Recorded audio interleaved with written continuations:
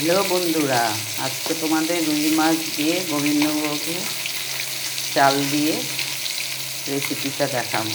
এই যে মাছ ভাজা হচ্ছে,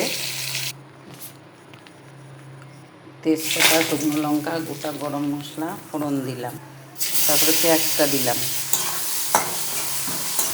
পেঁয়াজটা ভাজা ভাজা হচ্ছে, লবণ দিলাম পেঁয়াজটা নরম করার জন্য।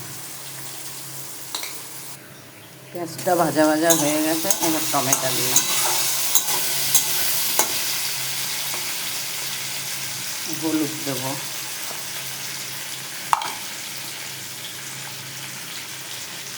একটু কাশ্মীর লঙ্কার গুঁড়ো দিলাম, জিরের গুঁড়ো দিলাম, একটু কাঁচা লঙ্কা দিলাম, একটু আদার পেস্ট দিলাম। এবার মশলাটাকে ভালো করে কষিয়ে নেব। মশলাটাকে কষানো হয়ে গেছে, এবার গোবিন্দভোগ চাল ধুয়ে রেখেছি, এবার ওটা দেবো। ওটা দিয়েও একটু কষিয়ে নেব।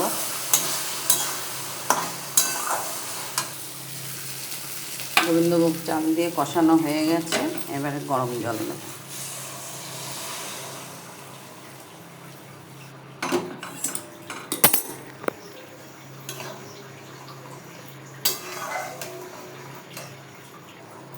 ঝোল ফুটে গেছে, এবার মাছগুলো সব দিয়ে দেবো।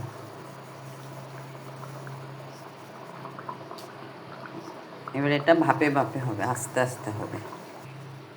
প্রায় হয়ে গেছে, হালকা একটু চিনি দিলাম ব্যালেন্স করার জন্য।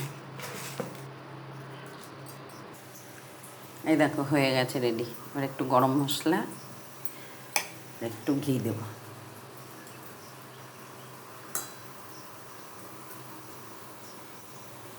এবার নামিয়ে ফেলবো।